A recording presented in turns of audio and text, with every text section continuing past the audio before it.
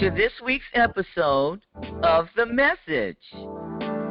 If you're going through and you don't have anyone to talk to and you think no one wants to hear what you have to say, that's what The Message is all about. We do hear what you're not saying. And here's your host. Hello, everyone. Welcome back to episode 2 of season 1 of The Message. I'm here alone today, but don't worry, we have a very special guest coming on soon. But first, I'm just going to talk to you about what today's episode's about. It's about the dangers of bullying and what bullying can lead to.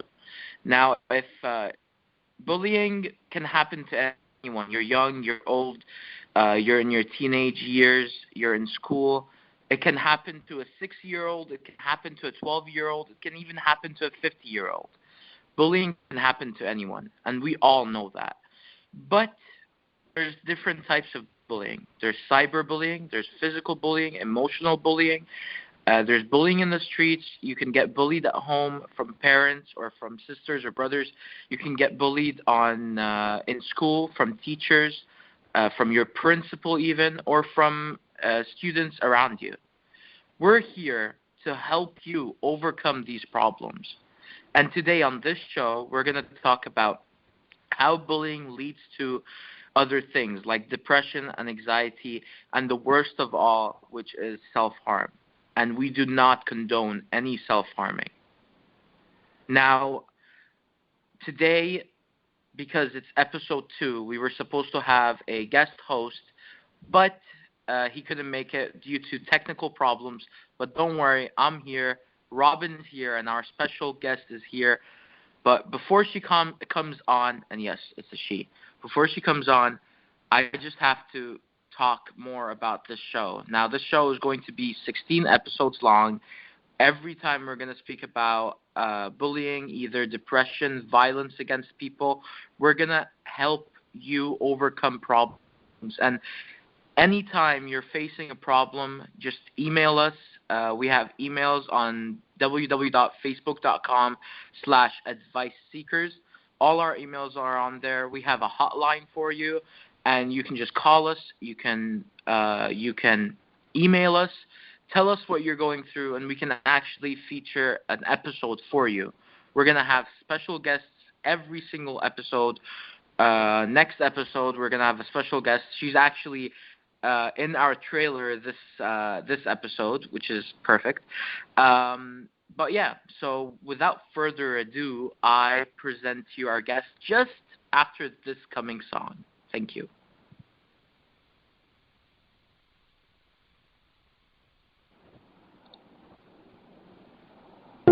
Anytime now, Robin.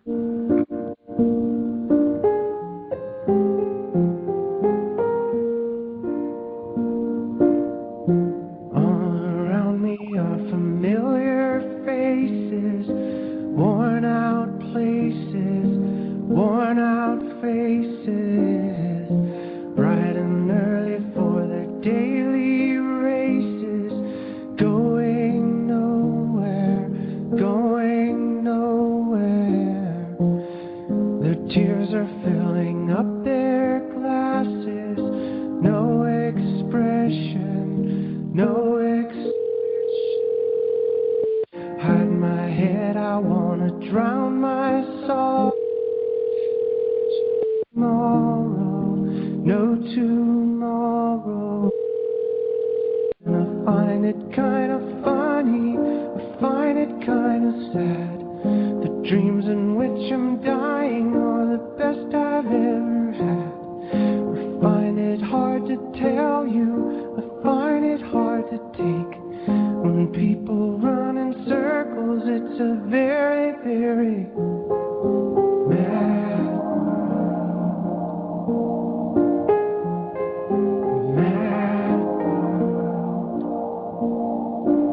world. Children waiting for the day they feel good. Happy birthday, happy birthday. And I feel the way that every child should sit and listen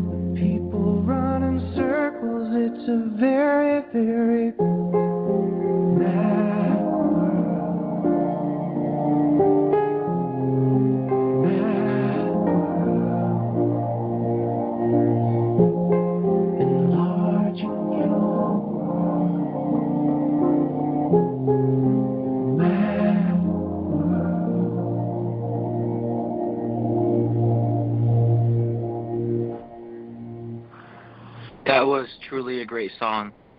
I love it. Now presenting our guest host, Stacey. Stacey. Stacey, you there? Hey everybody, this is Stacey. How are you? I'm actually great. How are you?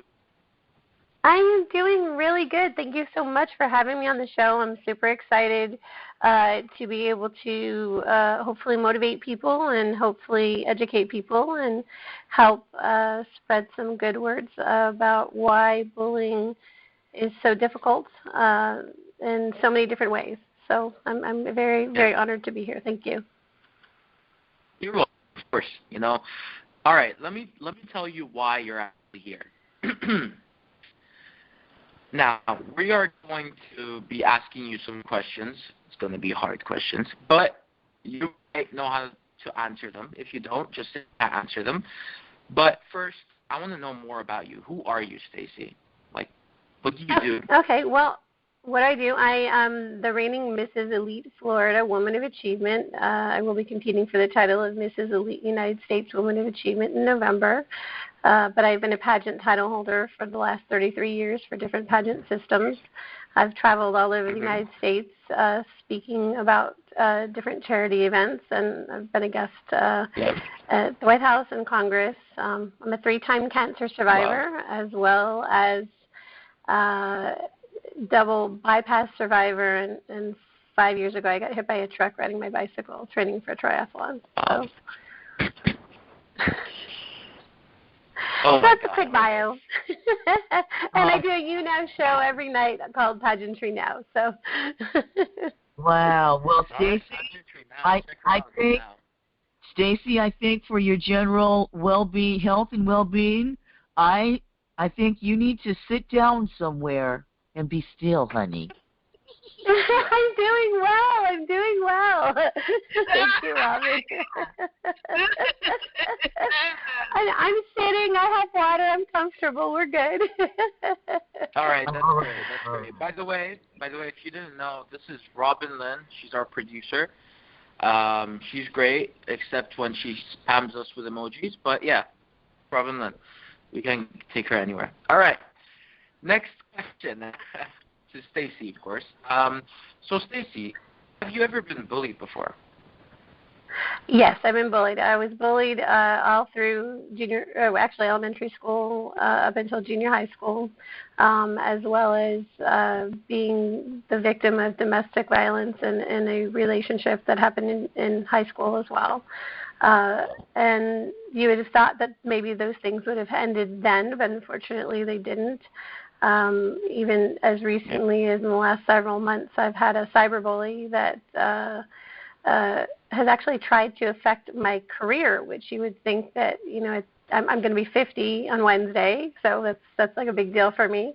But you would think that even as an adult that I wouldn't come across those kinds of issues. But especially even in the You Now show, we still get people that come in and try to take over the show and try to give people issues, and I just try to give them as much love and understanding as I possibly can. And the advice I always tell my viewers is that a bully is really essentially someone that's looking for attention. They haven't gotten enough attention.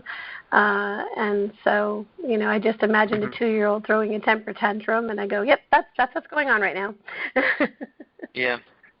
All right. So you have been bullied, and you're turning 50 on Wednesday. Everybody wish her happy birthday. I know you already did.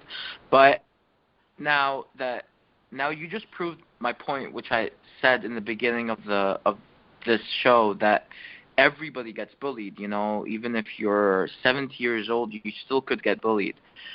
So now, this question leads to, how did you overcome this bullying? And speaking through the cyberbully now and through your junior high and high school. Okay. In elementary, junior high school, as much as I'm ashamed to say it, I grew up in a very small town, so I had the same, group of kids that we all grew up together.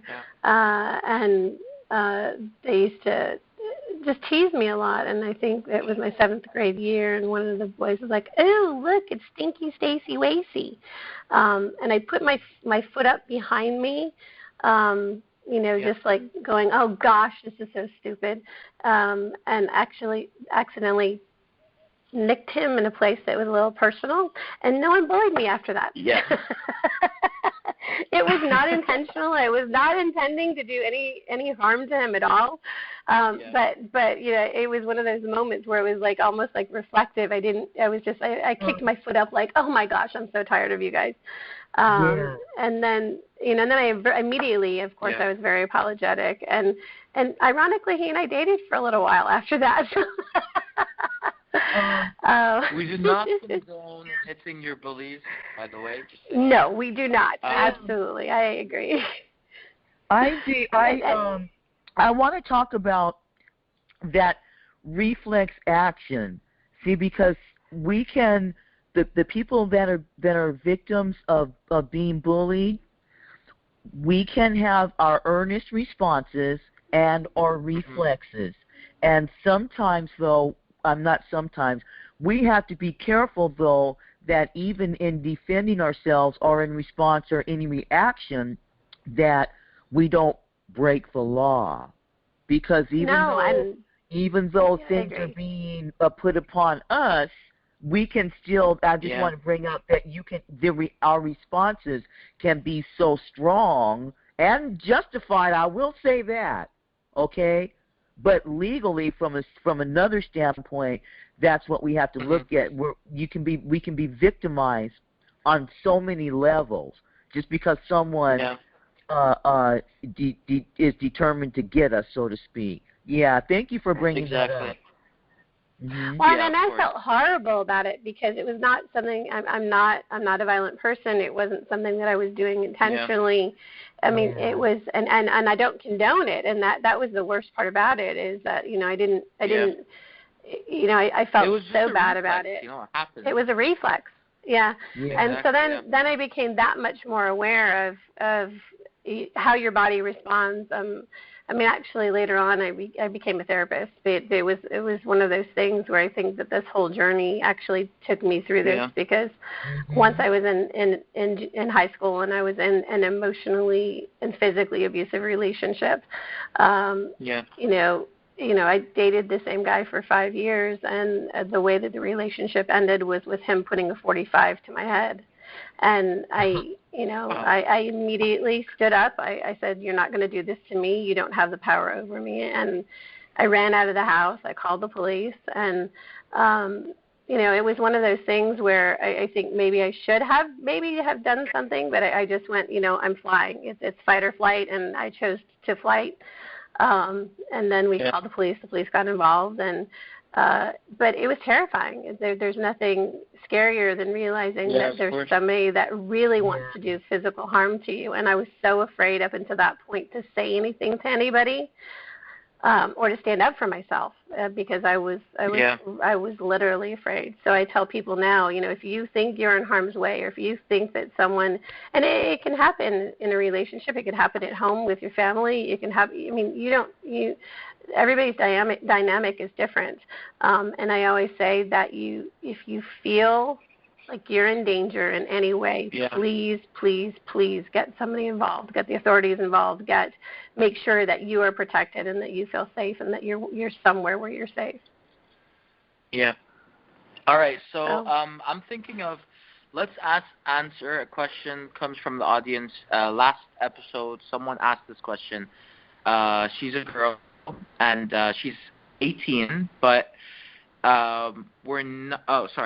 she's 16. And she lives in Miami, but we're not going to say her name just for safety reasons. Her question is, first she says, "I loved school until I had my first bully. My question is, what should I do if I kind of like my bully?"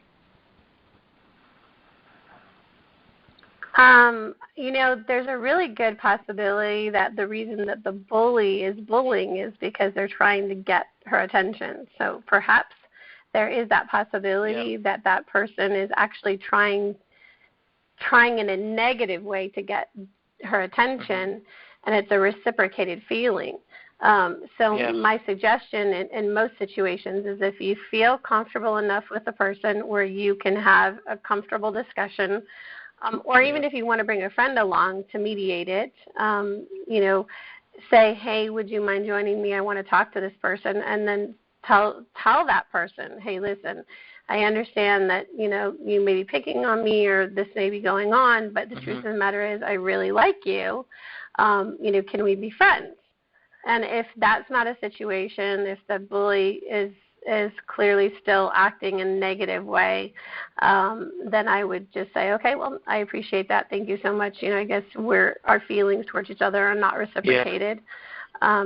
But it can happen a lot. I mean, especially with teenagers, you don't have sometimes the social cues that are correct to be able to say, hey, I like you. I mean, and that's kind of what happened with me with the guy that was making fun of me is I ended up dating him because afterwards then we actually sat down and we talked, and I said, I don't like the way you talk to me. I'm really sorry for what happened, but we became friends, and we were friends for many, many years after that. So it's a weird place because both ways. Yeah, it can. Yeah. So. All right, so let me ask the same question to Robin. Robin, what do you think about this? Well, okay, Robin, you don't have to answer.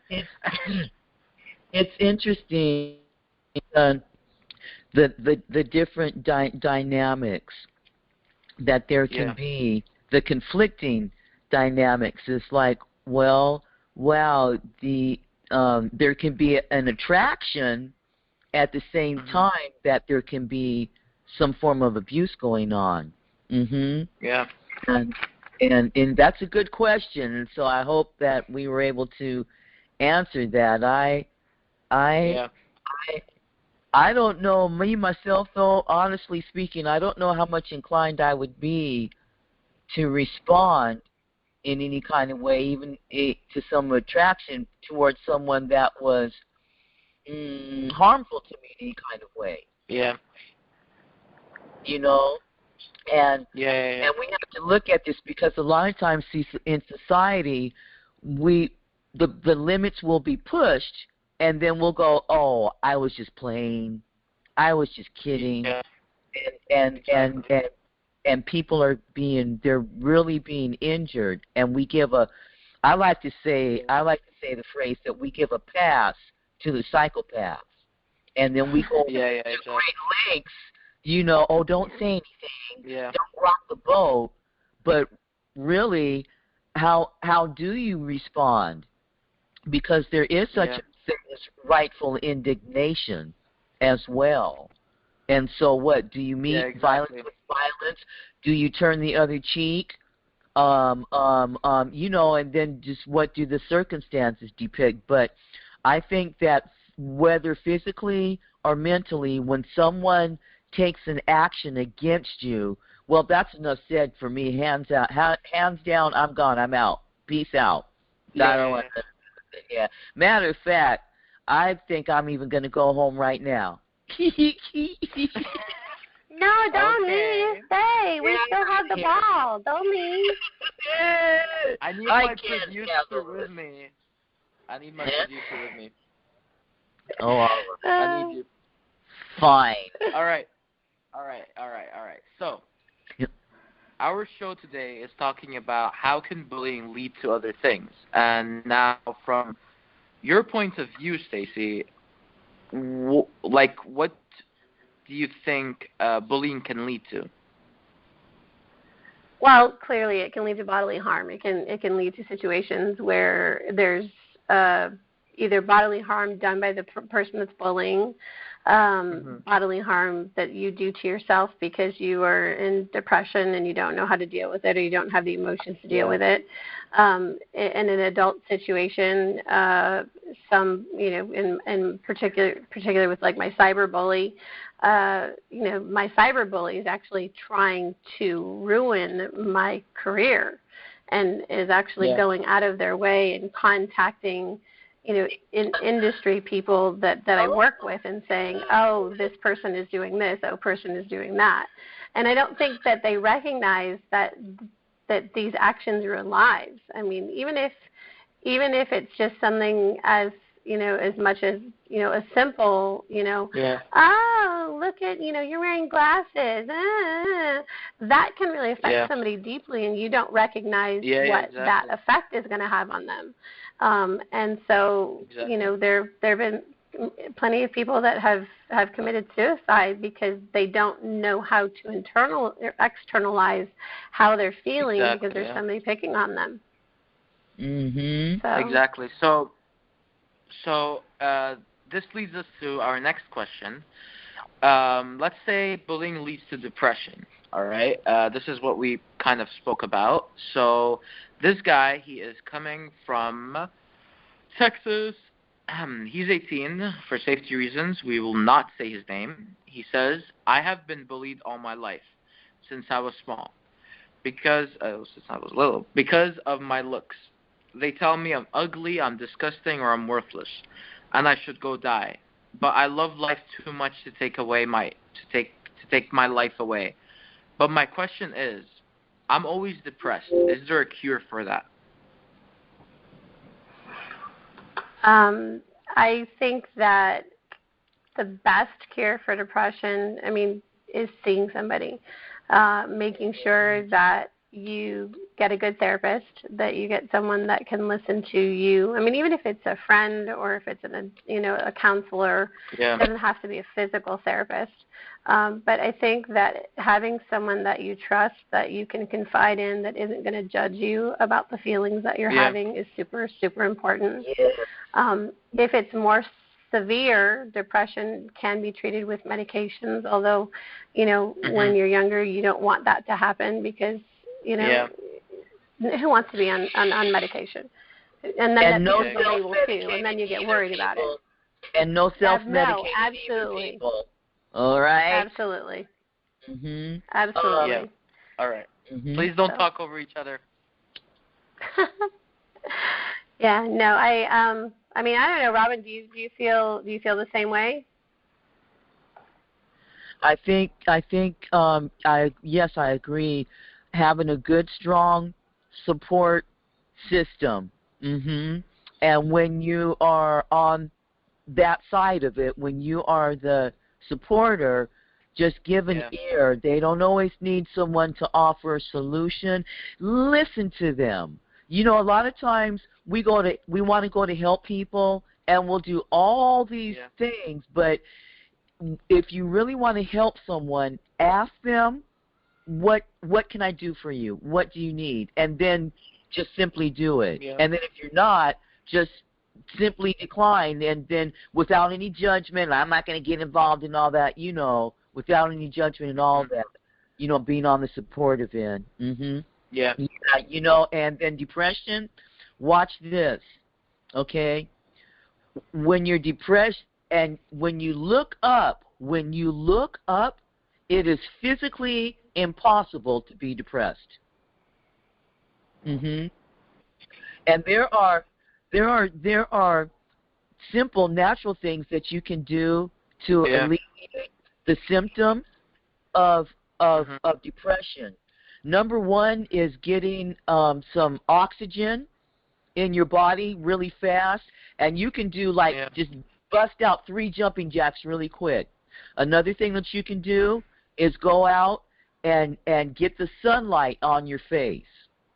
At least 10 minutes, but if you get that sunlight on your face, it releases endorphins and the vitamin D, and it will instantly refresh you. This is why people that are in the nursing homes, why they always wheel them outside. Even in jail, they have people go outside, to get that so-called light. But Well, and honestly, I know when you're depressed, you don't want to think about something funny, but truthfully, one of the easiest ways to get a good, hearty endorphin rush and to get that the good feelings going through your body is to have a really good laugh. and it may be something as simple as just watching a comedy and then just letting your body fall into the laugh. Exactly. Because that actually really helps to change your mindset and helps to remotivate your body and listen to what it's hearing and wants to react to it as well. All right. Well, now let's continue to the second stage. Do you think bullying can cause an anxiety Yes. problem?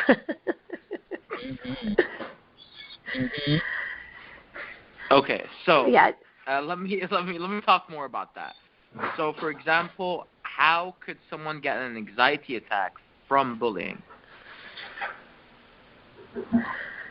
Well, I mean, it happens, I think, every day on my show. I have it where I have several people that have true anxiety disorder.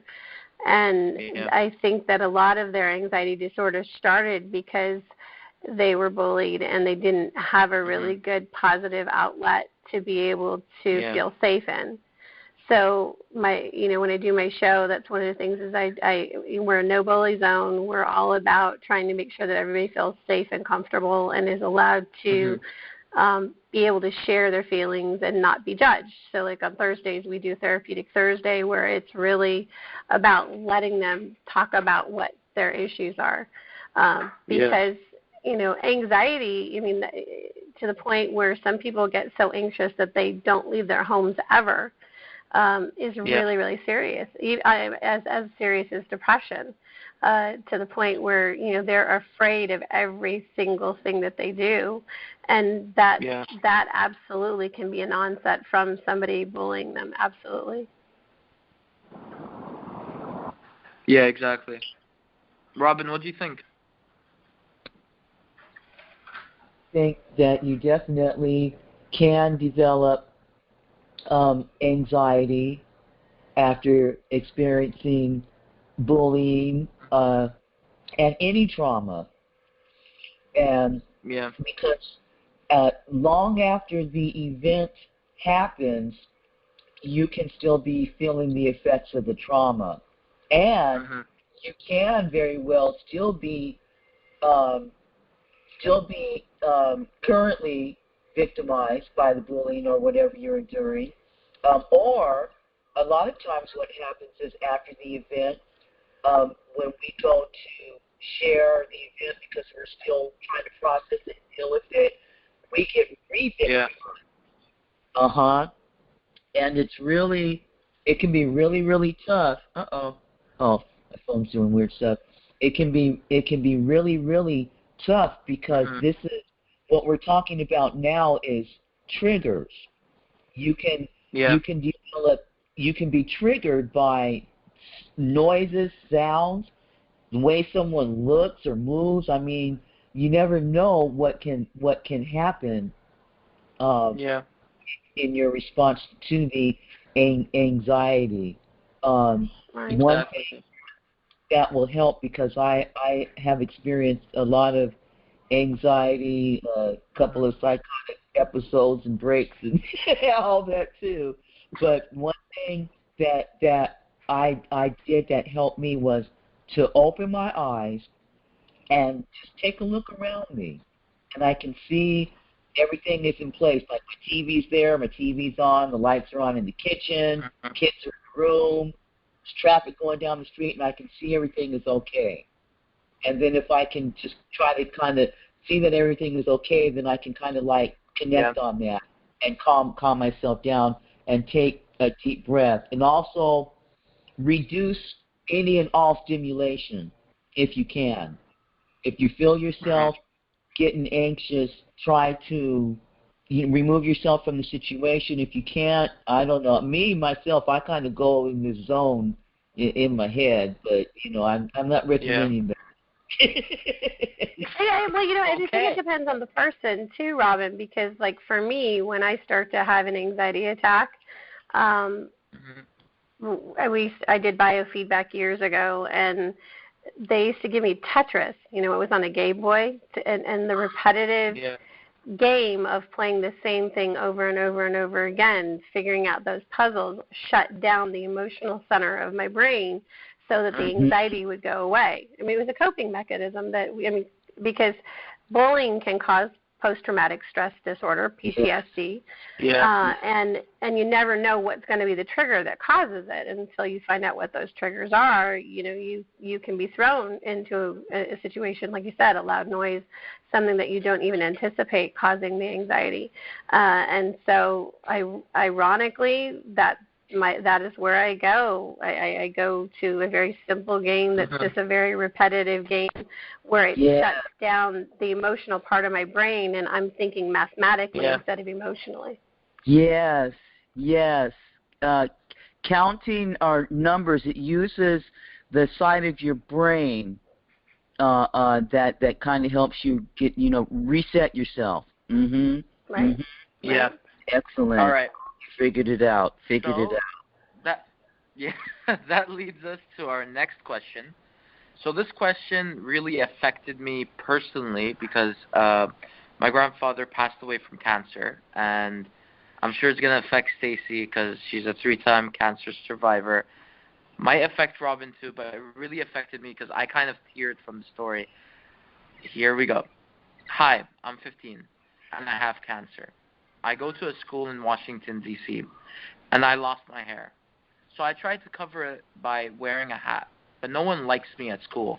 So they keep taking the hat away from my head, and making fun of me, calling me baldy, and even my teachers aren't helping me, telling me to forget about it or get it out of my head. I can't take this anymore. Why are they so mean to me? Cancer is eating me alive, and they're making it worse. I just wish I could die. What should I do? Help, please. Okay, this is a big one for me, probably because they gave me 8 weeks to live 20 years ago. And when you lose all your hair, you lose all of your hair. You lose the hair on your head, you lose your eyelashes, you lose your eyebrows, the hair all over your body. I guess because I anticipated the situation very early on, I knew my hair was going to fall out, that when it started to fall out, I took control of the situation and I shaved my own head.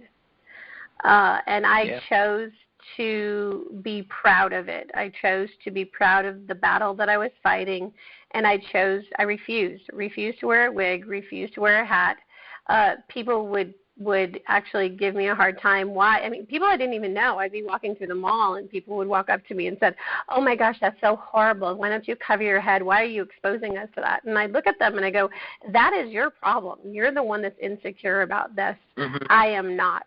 I am so proud of the battle that I'm going through, and I'm so proud of what I'm going through, and most people can't handle what I'm going through. So this is a sign, this is a badge of honor. This shows that I am overcoming cancer and that I'm going to beat cancer. And I wouldn't let anybody back down. I mean, I was still teaching at the time, and I had 3-year-olds that would come up and touch my bare head, or even weirder was strangers that I didn't even know, again, in public places would come up and go, "Can I touch your head?" I'd be like, "Okay, I'm not pregnant, but sure, why not?" Like when you're pregnant and they want to rub your belly.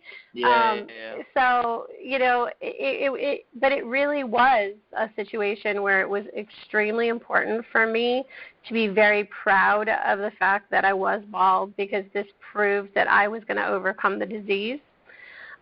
Even a situation where I was modeling, and the fashion show, the fashion producer, the producer said to me, "Well, you've got to wear a hat, you've got to wear something." And I said, "I'm not going to. I haven't this entire time. I've been bald a whole year. You knew me going into this show was me bald. I'm not going to do it." And he said, "Well, you're either going to do it or you're not going out on, the catwalk." So, and it was a Bloomingdale's show, so it was a pretty big deal. And so I said, "Okay, fine." And I put the wig on. I walked to the end of the catwalk, and I threw the wig out into the audience. And I stood there, and I took in all of the praise, took in all of the claps, and then I turned back around, and I looked at him, and I said, "Don't ever tell me I can't do what I need to do." It's one of those things where, unfortunately, people are going to try to make you feel bad because they're uncomfortable with it. And wear it as a badge of honor. This is your struggle. This is your battle. You know, I mean, of course, if you're uncomfortable with it, then I say, you know, wear a hat, wear a wig, wear whatever makes you comfortable. Yeah. But understand that they're the ones that have the issue with it, not you. Yeah, exactly. All right, so I think we should tell this girl that just be yourself, you know. Be you and, you know, just, I guess, be yourself, you know, just be proud of it. Be proud of it. Exactly. Be proud of it. You I mean, the truth of the matter is, this is a huge, your body follows what your mind tells it. So if you're feeding into the anxiety of what they're doing to you, your body is going to follow that. Whereas if you take it and turn it into a positive and go, you know what, fine. You don't like my hat? All right, I'll go bald. And you're going to have to learn how to live with that, with me the way I am. Because then your body starts to respond to it. And 75% of your mental attitude leads to your body actually following through and doing what it needs to do to help fight it. Only 25% of it is medication. The rest of it is attitude. All right. So thank you so much for asking this question. Sorry I can't say your name. I really wanted to, but yeah. All right. Okay. If anyone else has any questions, please send it to us. We still have a lot of questions to go through, Stacey, but just for a breather, we're going to put a song on, and we're going to be right back with Stacey. Yay! Yeah. Ladies and gentlemen, Toyota Corolla.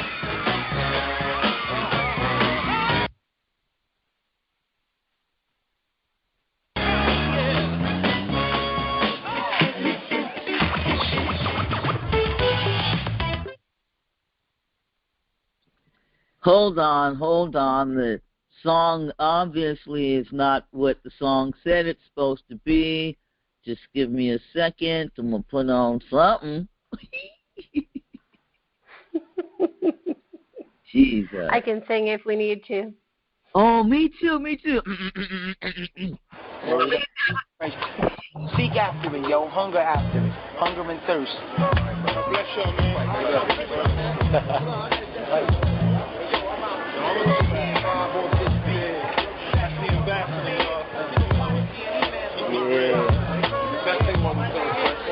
So God, we're making his appeal through us, saying be reconciled. Right here in your face, not just on the album. We don't just make albums.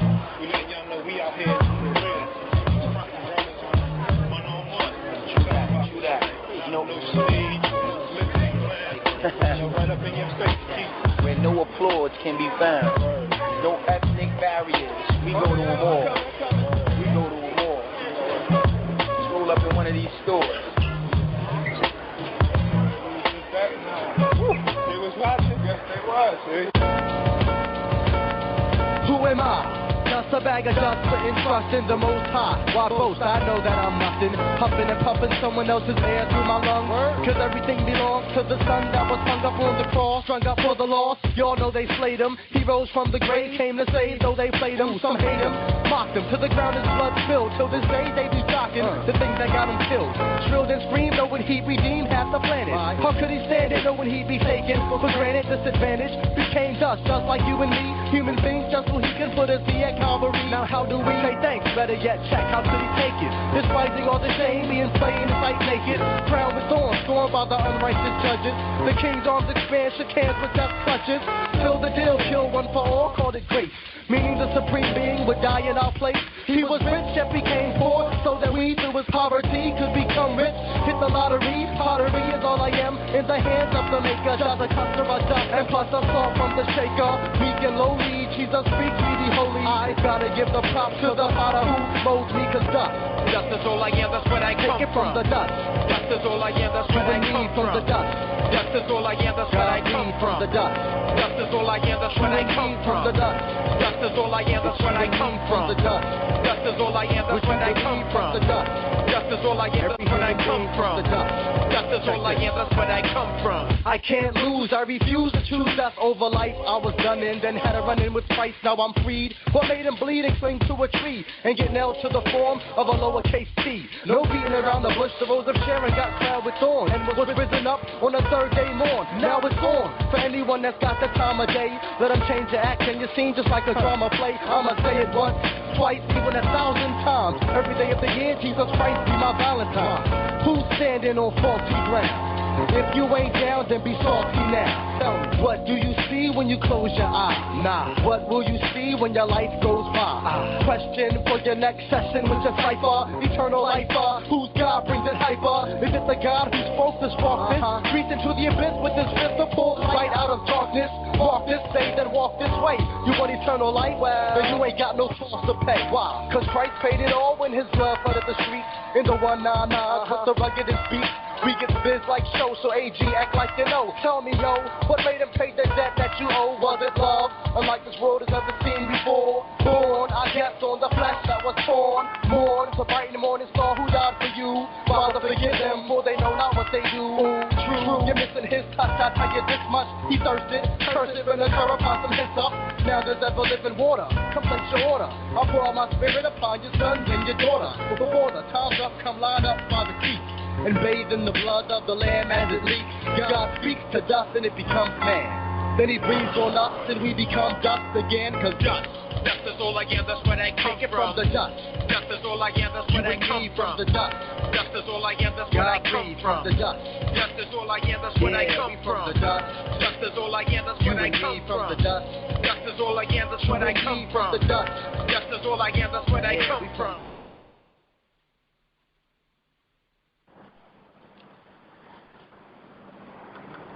You want Are we another back? song? Yes, we're back. Oh, shit. All right. All right. Yay. We're back with Stacey. Hi, how are you?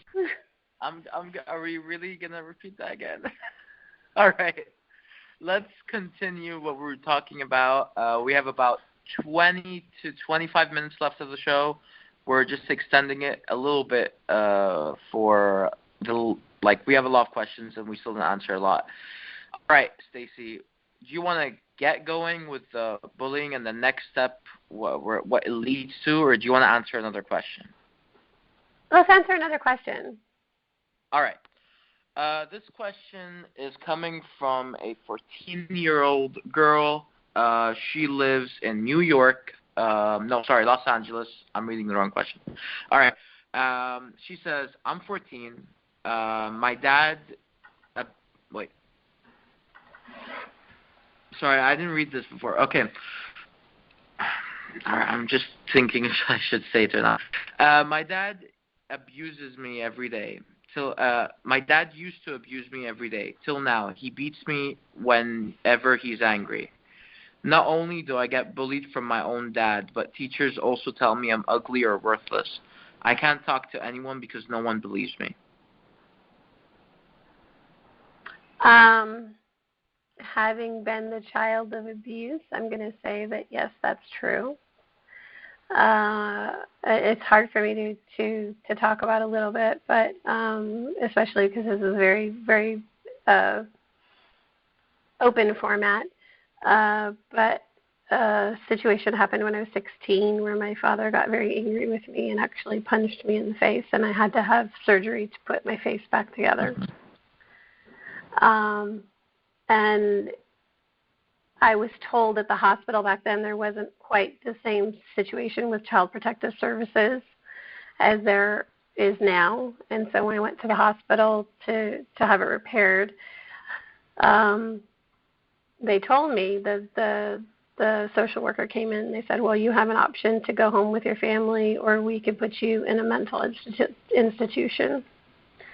Because at that point there really wasn't an option. There wasn't really a great foster care system, and there weren't really other choices to happen. But they didn't want to press charges against my father. So I chose to go home with them. We went into therapy. It bothers me to say this story because he and I have worked through our issues, and now, we talk and we have a good relationship, and I don't want to hurt him in any way. I think that sometimes tempers flare, and there's no excuse for physical violence. I'm not saying that makes it okay.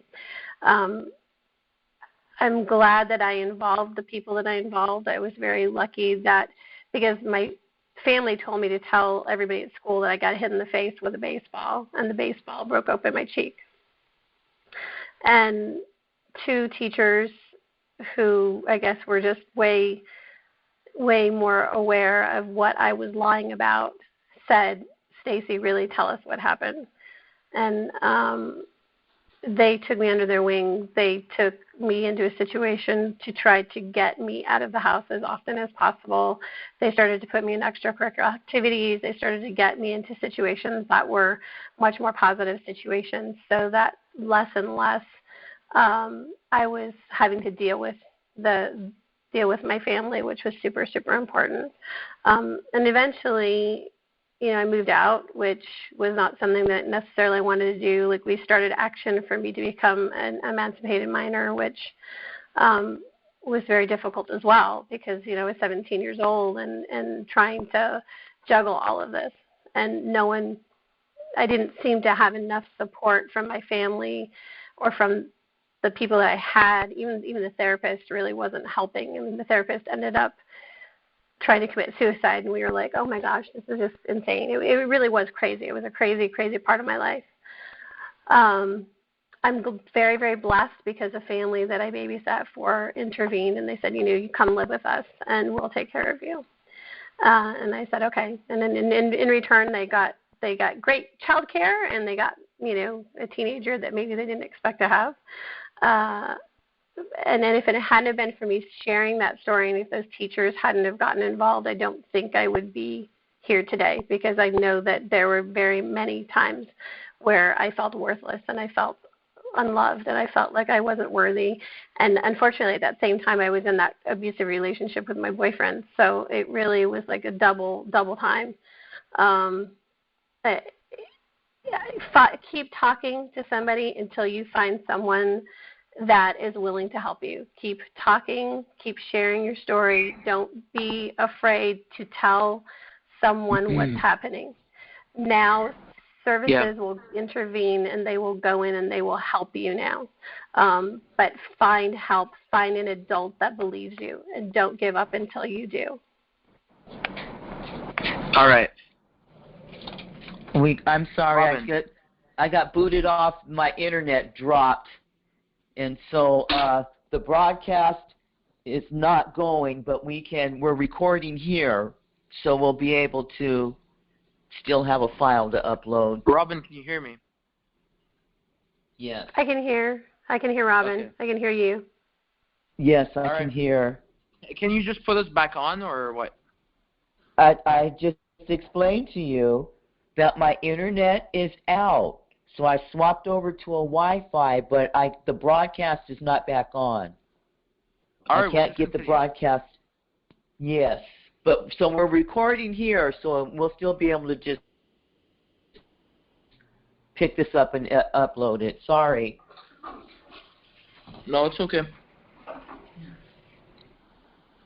All right, Stacey.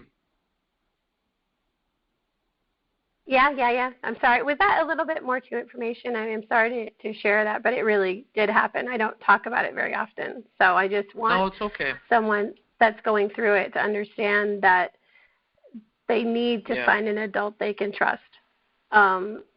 Someone will listen, and if it means going to the police, it means going to the police. In my particular case, it was a judge. The judge intervened because it happened to be babysitting for them. So but please don't give up. Please don't leave yourself vulnerable, because it's not okay for anybody to bully you, and certainly it is the most devastating feeling to know that it's someone that is your parent. So don't let them do that. All right. Now let's continue with the bullying thing, and it can lead to. Now, we do not condone self-harming or suicide. We're just talking about it as it coming out from bullying, and if you're in distress, please call your emergency services.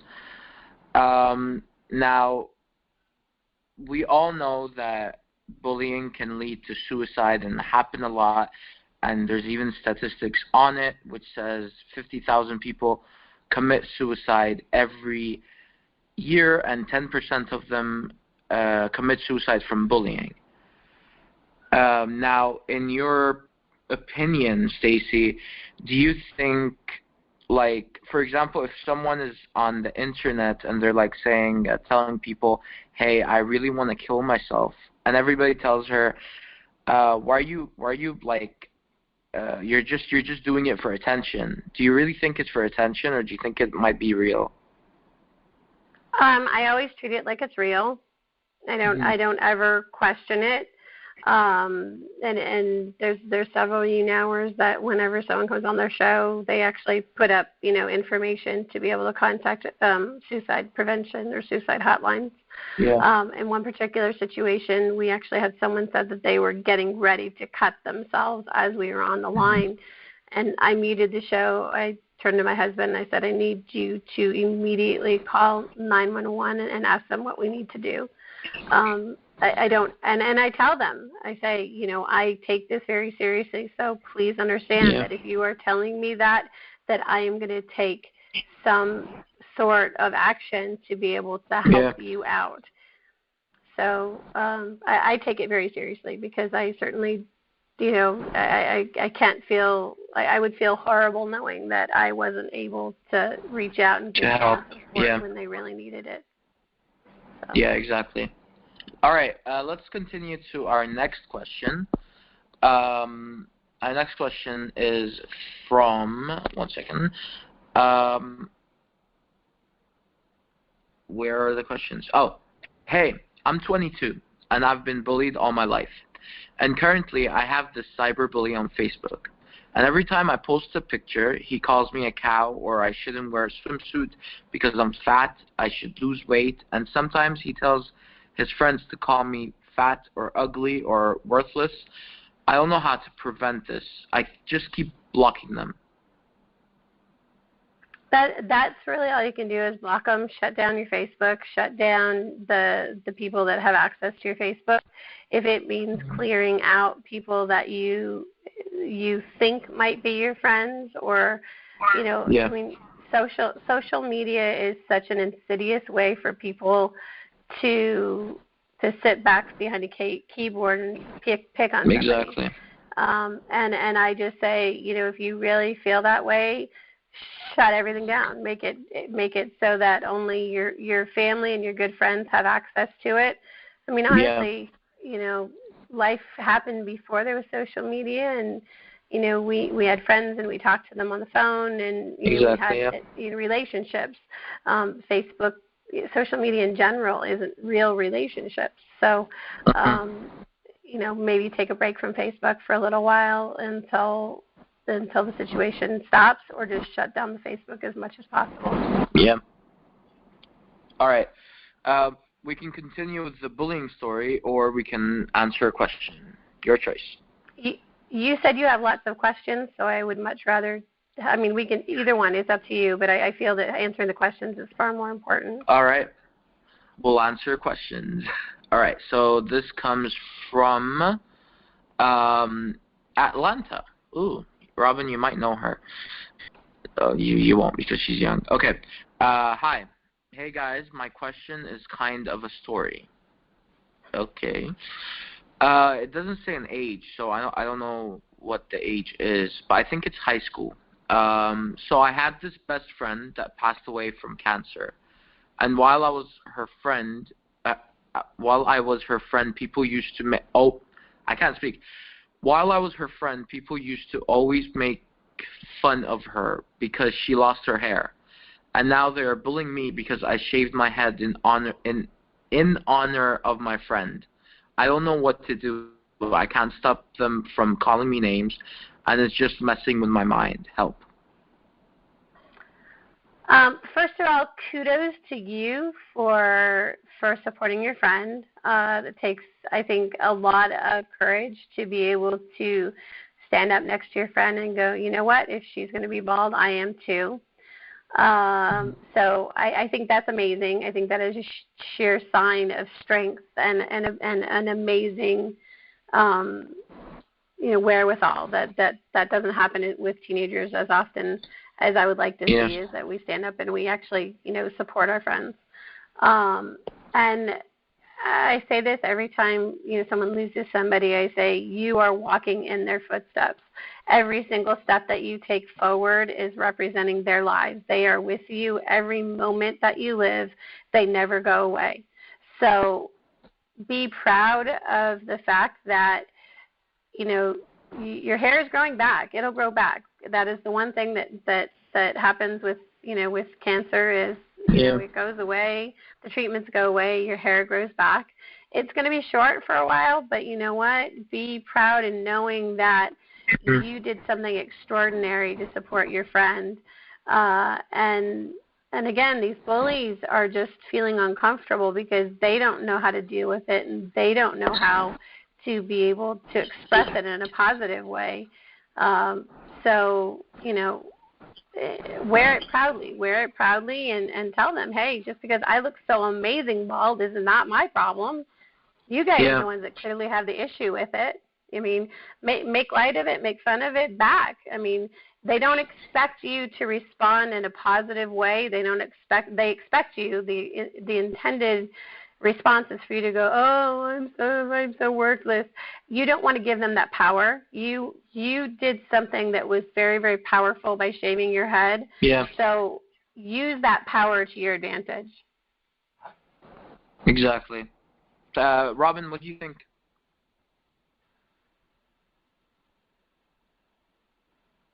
Did we lose Robin totally? I'm still having some technical issues. Y'all carry on for a few minutes, please. All right. Okay. Our next, our next question is from. One second. I'm just looking. Okay. Oh, there we go. All right. Hello. I'm a guy, and I get bullied every day, and I feel like they are just doing it for fun. But whenever I go tell a teacher or my principal at school, what's happening, they keep telling me, you're just a man, man up, just forget about it. You're a guy. Guys don't get bullied. Guys are strong. But I just don't feel this way. I don't know what to do. Help. Why is everybody ending with help? Okay. So I guess this guy... I think I saw this a lot. This email is coming from a guy which lives in Miami too, and I saw like emails like this that every time it's a guy telling a teacher, hey, I'm getting like bullied or someone's annoying me. They're like always like man up or something like that. You're a man. They take it differently than if it was a girl getting bullied. So what do you think, Stacey? Okay, well,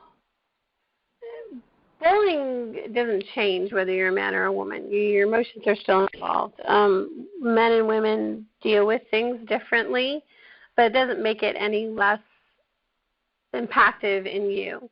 I think that the challenge with men in general, boys, is that they tend to keep those feelings internalized and they don't express it because they're taught not to express them. So, a lot of times bullying happens because they haven't learned positive ways of expressing their feelings to begin with. So the issue really comes from the bully's perspective because the bully doesn't know a positive way of getting attention, number one. Number two, unfortunately, and I'm hearing this more and more and more, is that many counselors are really not equipped in schools to be able to handle how dramatic bullying has become because, honestly, it's gotten worse over the last 10 years. And they don't have the ability to be able to really offer counseling to be able to help with that. So, I think that, again, for the caller to be able to find someone that they trust that they can talk to about it, Or, find a way to turn it into a positive. Say, whatever it is that you think is bad about me, I am unique the way I am, and I love me.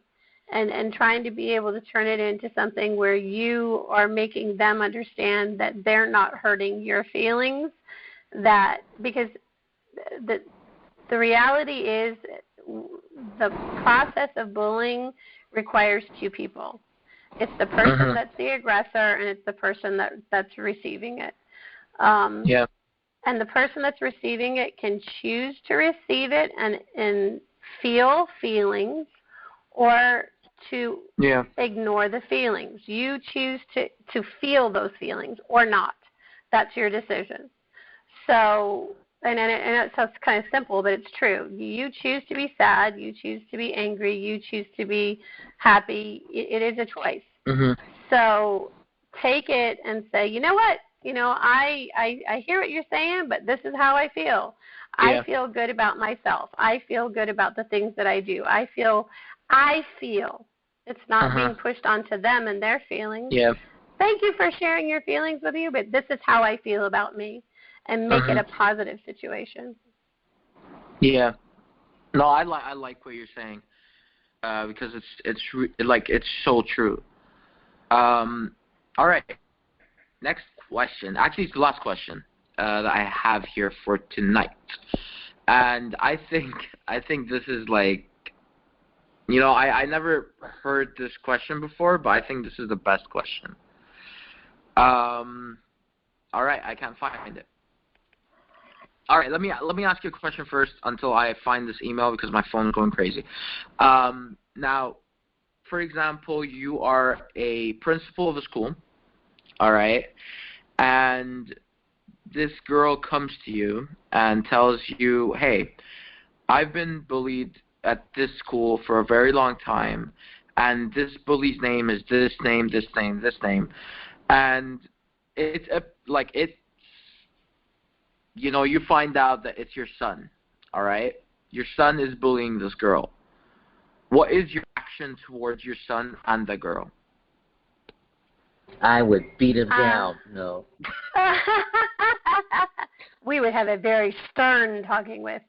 Honestly, I think in any situation like this, the best way to be able to deal with it is to sit down with both parties immediately. And if it were my own child, I would say, thank you for sharing that with me. I would like to be able to talk to both of you at the same time, and make sure that you meet with your child ahead of time and say, hey, this is not appropriate behavior, but I want you to sit down with this girl, and I want you to be able to talk it out, and I'm going to stand there and I'm going to mediate it, because if that's the other thing too, is that a lot of times there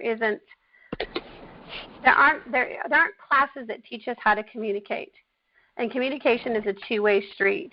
There is active listening, and then there's actually talking, and then there's the part where you actually integrate both, where you actually have to put it all together. And without those pieces, communication doesn't truly happen. So by having a third person there to say, so what I'm hearing is you don't like the way she does this, and then that person can go, yes, you're right. And so what I'm hearing is the way he does this makes you feel this way. That mediator helps to reflect what the communication is, so that both parties that are involved are clearly understanding that how the people are feeling and how it's affecting them. And then I would go home and have a very, very stern talking with my child, because, it's just not okay. It's not okay. Bullying is not okay in any way, shape, or form. You are right. I know one thing that I would do is I would ask, if my son, why, and really try to really understand their motivation. See, because the people, that all of us, we get exposed to so much danger.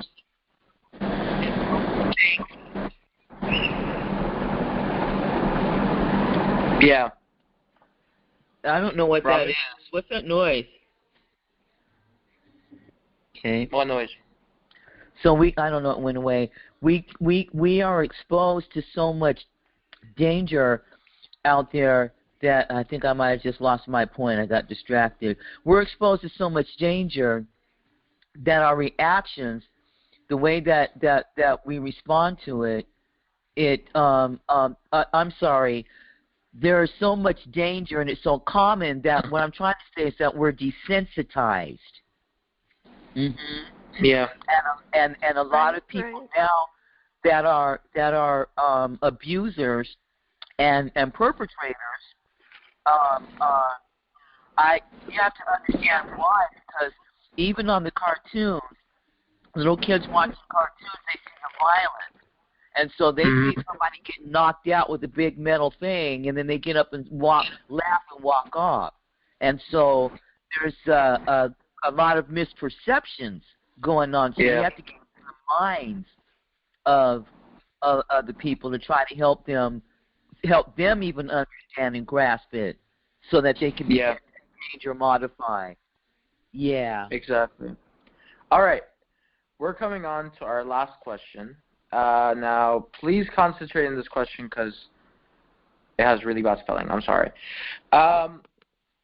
Okay.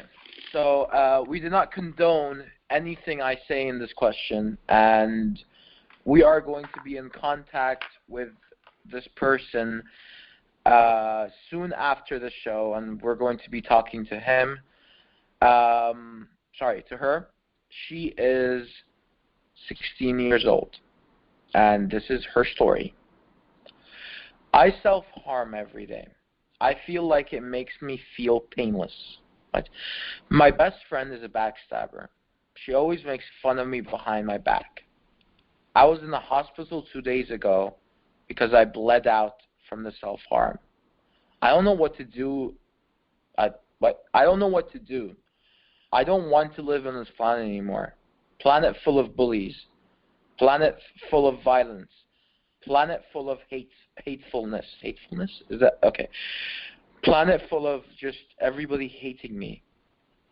I don't even want to live anymore. And that was it.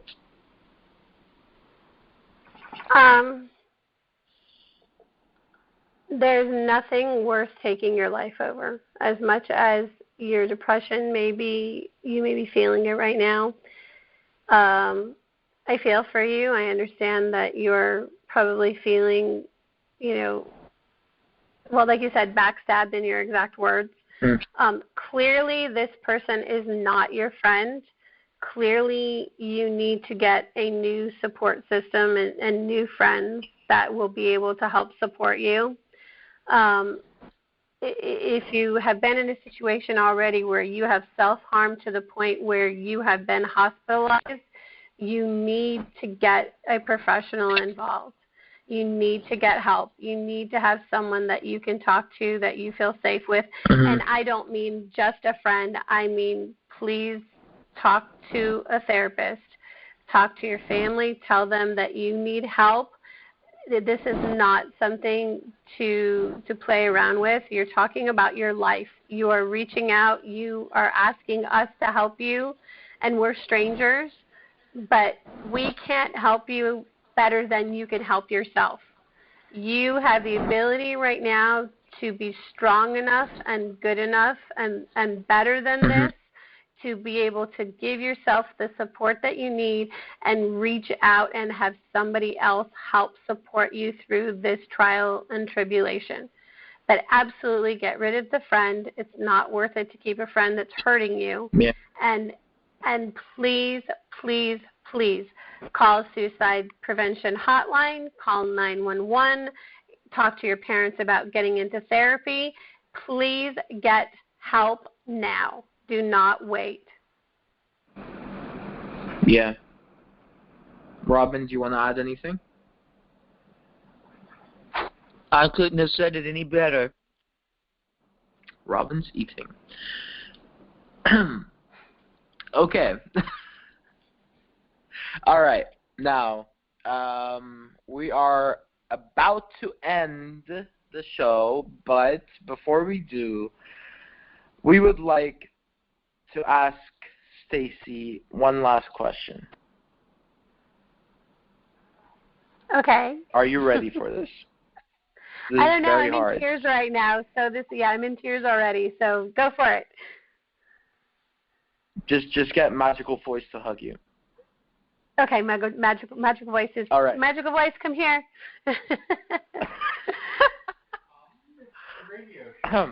Note, Magical Voice is her husband, Mike. Just saying. All right.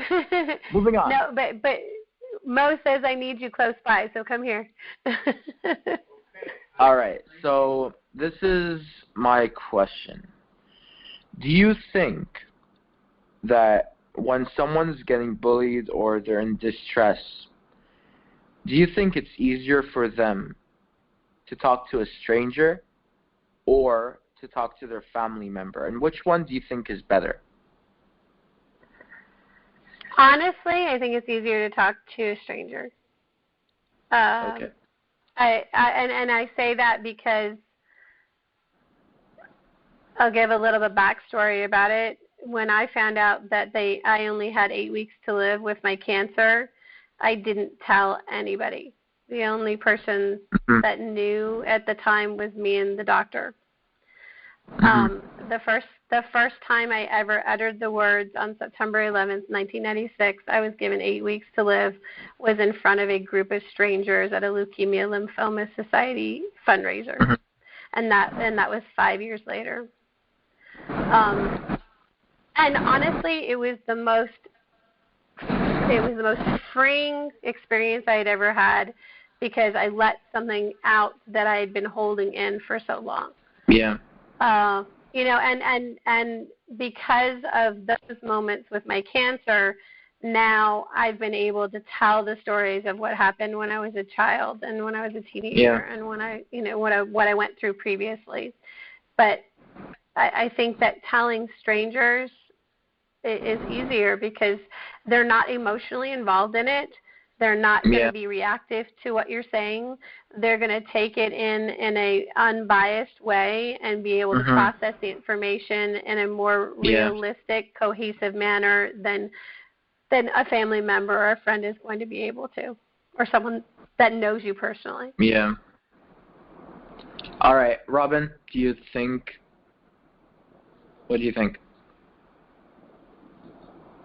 I think that everything has been covered. I think we've done a great job today in reaching out. No, not that. I'm talking about what do you think about the question? I think that we did a good job in covering everything in all points. I think we did. Okay. All right. Just answer that question. All right. Okay, Robin. Robin's passing on that question. I'm trying to be. Cave, Robin. Come on. Robin, I mean, honestly, can I ask Robin a question? Yeah, of course, sure. Okay, Robin. Have you been in a situation where you have felt bullied, and how did you deal with it? Oh, my goodness. Yes, I have been in several situations where I felt bullied or overpowered or overruled, particularly during my experience in the military. Particularly. I won't go into any specifics, but yes. And it was really, really difficult because they were, in those situations, there were people that were in authority over me. And so unless I had some sort of documentation or some of the things that they did, it was really, really hard to stand up against, and to rectify the situation in a safe way, really. You wouldn't think that would happen serving in the military, but it does. Yeah. Well, and it happens a lot to women. It happens a lot to men as well. It's both. I'm an ex-military wife, so I'm very familiar with that situation. But how did you deal with it? What was your positive way of being able to cope with it? Well, I'll tell you the whole way that I coped with it. And I'm not going to say that I started off healthy, but I ultimately ended up there because first I was really, really hurt, shocked, bewildered, angry, and wanting to lash out and defend myself. And so I had to allow myself, to process my feelings. I was hurt. And that's really difficult, too, because society really doesn't allow us to even experience our pain. We're told, don't cry, suck it up, take it like a man, get over it. And but what I did was, I hurt, shut down. Then I began to, try to look at the situation. If I couldn't do anything about it, then I had to look at what I could do it myself.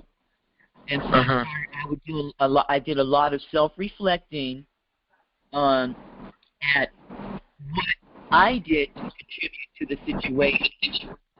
Saying the situation. Yeah. That I caused the situation, or that I condone it, but I looked at what I did to contribute to getting myself in that position, if that makes any sense. I took responsibility for myself. I forgave. And that was really hard to do. Forgiving, letting go, and moving on.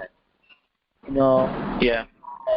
But it's really difficult, because when you are injured in some sort of way, it's natural to want to react and to keep from retaliating in a kind manner. It really, you have to dig deep. And so what I did was I dug deep. I went through a phase where I didn't tell anyone, because what happened to me, my reaction was so weird. I was having anxiety attacks. I was always expecting someone to go off on me or pop me upside the head, that it just made my behavior completely weird. And so I began to tell and open up and speak about it. And then I found that once I was able to express it and get it out, that helped too. You have to keep your wits about you in some kind of way. And for me, a lot of the things that happened to me, it was chaotic and it didn't make any sense. And I tried to make sense out of it, and that kind of made me even crazier. So I just had to come to peace with that. What happened to me was real. It was bad, but I'm safe now. And so what I had to do was go in my mind and give it a closure. Yes, this happened to me. Not so much just relive the experience, but put a closure on it. Like, hey, I made it out. I'm safe. And in my mind, I put a closure on it, and then that really helped, if that kind of makes sense. You have to put it in some sort of perspective, a healthy perspective, while not being any kind of denial either. Good luck with that, though. Good luck with that. All right. But you know what? Okay. I mean, it's true. You have to. That is one of the things. You've got to get to a place where you can, you've got to get to a place where you can put it in a healthy perspective and recognize it. So kudos to you, Robin. That's awesome. Wow. Should I clap? Kudos to you. Yes. No, don't clap. Don't clap. Make it rain, Mo. Make it rain.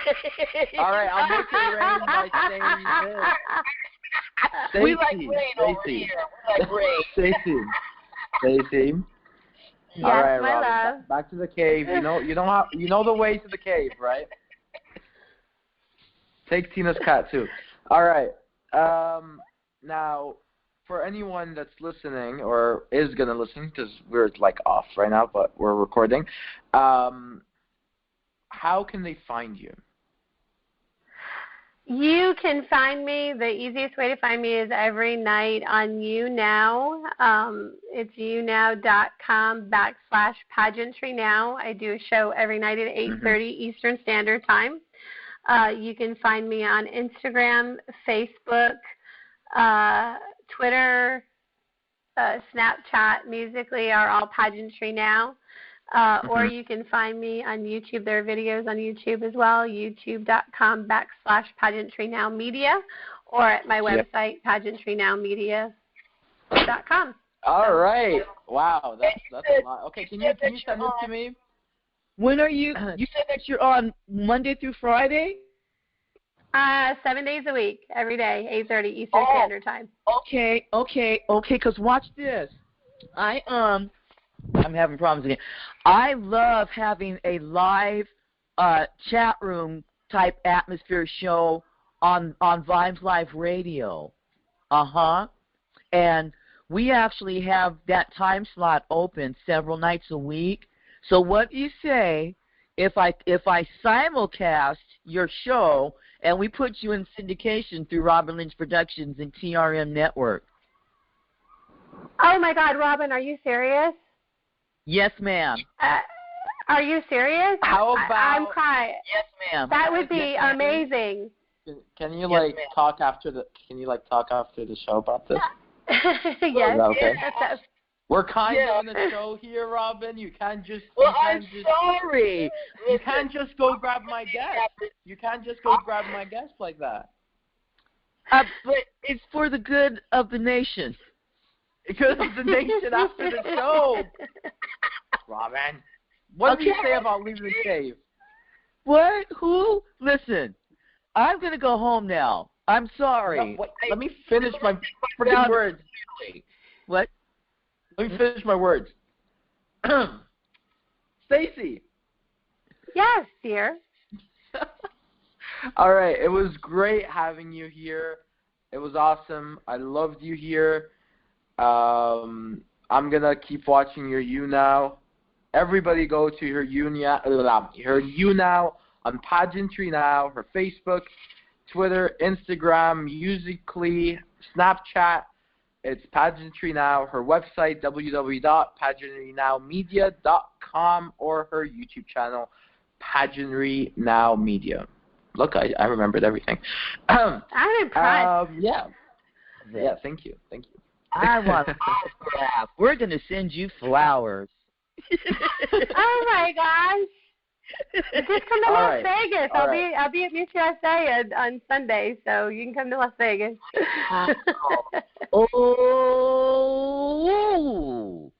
yeah. All right, that wraps it. Stacey, why don't you stay on the line for a bit? And thank you, everybody, and see you on episode 3, which is airing on the 11th of June. Thank you so much. Thank you, everybody, for having me. Good night. Thank you. Robin, you can end it. Yes, I'm here. Hello? Hello. Yeah, okay, yeah.